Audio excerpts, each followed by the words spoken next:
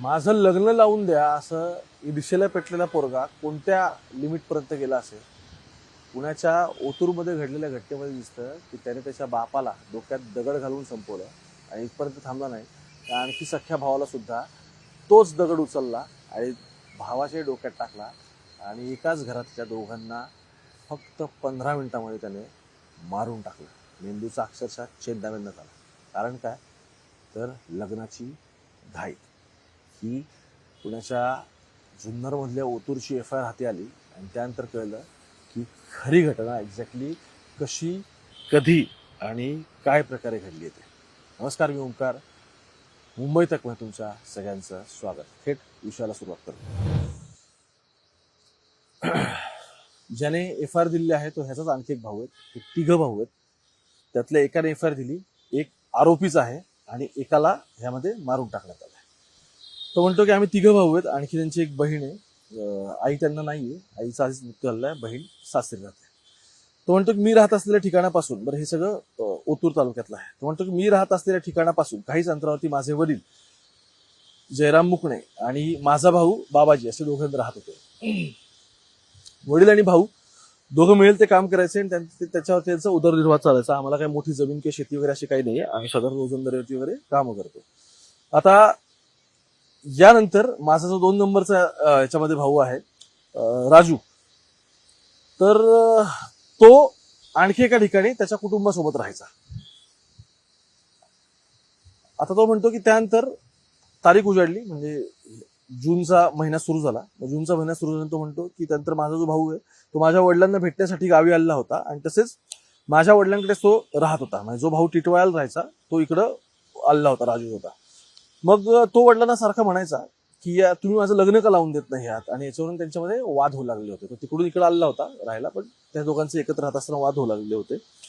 1-2 वेळा मी आणि माझा आणखी एक भाऊ हे दोघं मिळून त्याला जाऊन समजवलं की अरे बाबा ऐक जरा तू, की काय इतकी काय घाई नाही या सगळ्यामध्ये, काय नक्की होतंय, तुला लग्नाचा एवढा काय इश्यू, आपण करू एक एक. ठीक आहे, आमच्या दोघांचे झाले, तुझा नंबर आहे या सगळ्यामध्ये, ठीक आहे. तो ऐकत नव्हता.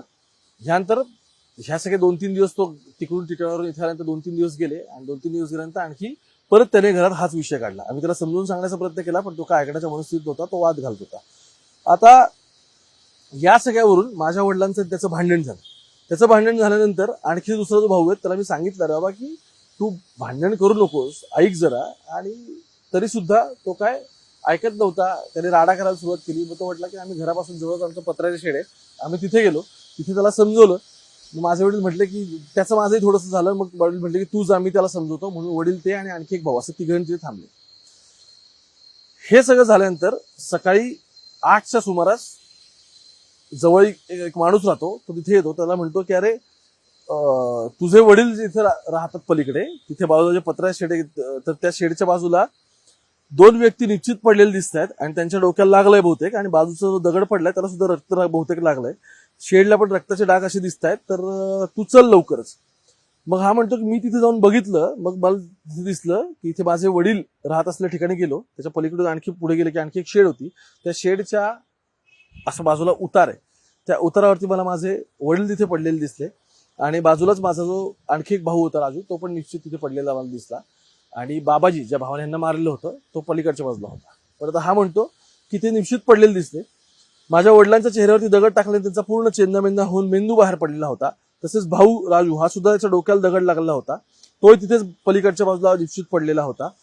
वडील ज्या पत्र्या शेडमध्ये राहत होते त्या पत्र्याच्या शेडला सुद्धा रक्ताचे डाग पडलेले होते आणि पत्र्याला सुद्धा अलीकडे जो एक्स्ट्रा निघाला होता त्यालाही रक्ताचे डाग होते.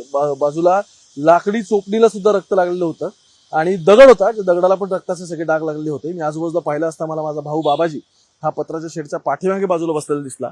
मी त्याच्याकडे विचारणा केली तर तो म्हणाला की माझं लग्न लावून देत नव्हते आणि त्यामुळे मला राग अनावर झाला, या सगळ्यावर मी त्यांना मारून टाकलं, असं भावाने सांगितलं.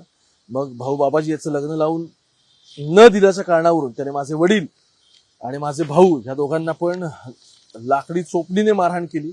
इतकंच नाही, त्यांच्या डोक्यात दगड घातला आणि त्यांचा खून केला.